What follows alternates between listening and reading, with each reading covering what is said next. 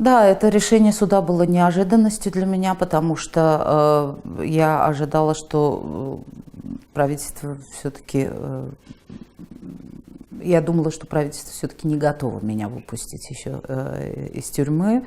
До меня были решения судов по поводу Сеймура Азии, другого журналиста, коллеги-журналиста из газеты «Азатлык», и по поводу Ильгара Мамедова, председателя движения «Реал».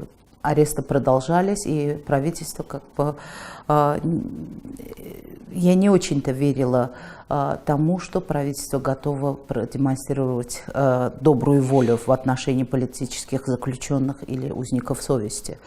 Но, видимо, кампания, которая велась по отношению, то есть по поводу моего освобождения, была очень эффективной, и правительство наконец поняло, что содержать меня в тюрьме обходится им дороже, чем моя свобода. Поэтому меня выпустили. Это просто.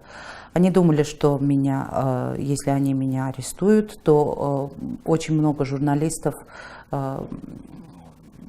прекратят просто делать расследования по поводу семьи президента или высокопоставленных чиновников. Этого не произошло, расследований стало больше, еще большее количество расследований было опубликовано в международной прессе и в отечественной прессе.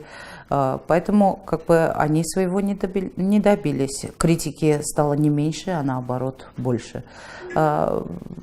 Мой арест обошелся им очень дорого в плане имиджа и денег, которые они тратили на лоббирование интересов правительства в международных организациях. Я думаю, что в первую очередь я должна, конечно, поблагодарить всех своих коллег, которые вели расследование и не прекращали работу, как в «Радио Свобода», так и в OCCRP, проекте по расследованиям коррупции, так и в международной прессе, и всех участников проекта «Хадиджа»,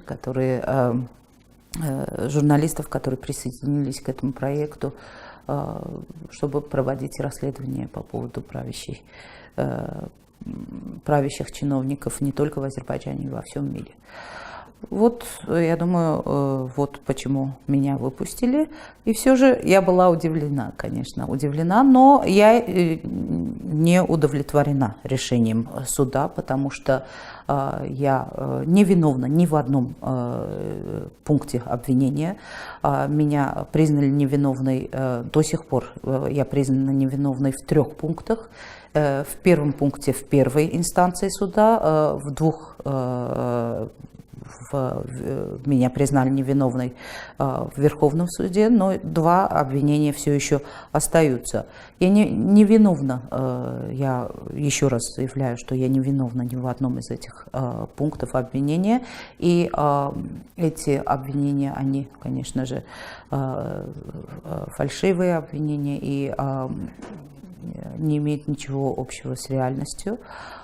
И я намерена добиваться признания своей невиновности в Европейском суде, и я заставлю правительство Азербайджана заплатить за каждый час моего пребывания в тюрьме. Не опасаюсь ли я, что моя жизнь будет в большей опасности после того, как я освобождена? На самом деле, моя мама шутила по этому поводу. Она говорила, что пока ты в тюрьме, я больше уверена в твоей безопасности, чем когда ты была на свободе, потому что так тебя хотя бы не убьют.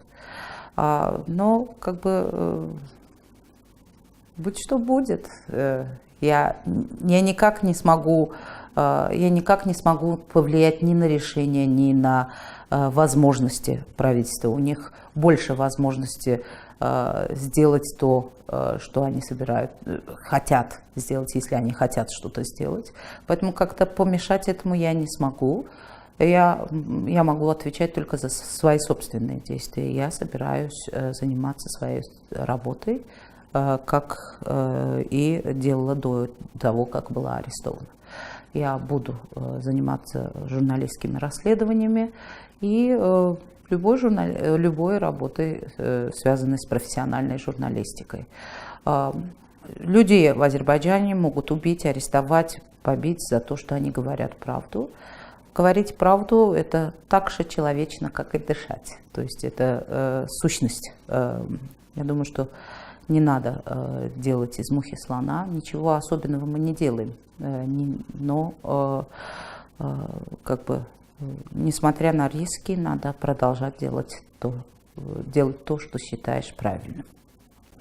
Я не покину Азербайджан, даже когда будет такая возможность. В данный момент у меня нет такой возможности даже на короткое время, потому что решением суда мое освобождение всего лишь условное. То есть в течение 5 лет я должна каждый месяц подписываться в полиции и сообщать о всех своих выездах и получать на это разрешение, специальное разрешение. Как я понимаю, права на выезд у меня еще долгое время не будет. Но кроме коротких поездок, связанных с моей работой или же, может быть, с какими-то другими планами, долгосрочных планов отъезда у меня нет. И я не думаю, что они скоро появятся, потому что работы в стране еще полно. Надо работать. В стране экономический кризис, и я думаю, что главная причина этого экономического кризиса – коррупция. То есть работы для журналиста, расследующего коррупцию, еще много. Надо заниматься своей работой. Более того, еще до ареста у меня был шанс не приехать в страну, и я была предупреждена о том, что я буду арестована по приезде. И я еще тогда решила, что я не буду убегать от преследований. И я вернулась в страну, потому что это моя страна, это мой дом. Я не собираюсь убегать только потому, что кому-то не нравится то, что я говорю правду. Я еще не запланировала следующую публикацию, но у меня еще остались незаконченные расследования, которые я проводила еще до ареста. Я намереваюсь их завершить. Но правительство дает каждый день пищу для размышлений. Например, одно из расследований, которое мы проводили в соавторстве с коллегой из Радио Свобода по поводу золотых приисков в Азербайджане, разрабатываемых компаниями, принадлежащими дочерям президента. Вот как раз в день моего освобождения, стало известно, что государство собирается выкупить эти самые прииски у дочерей президента.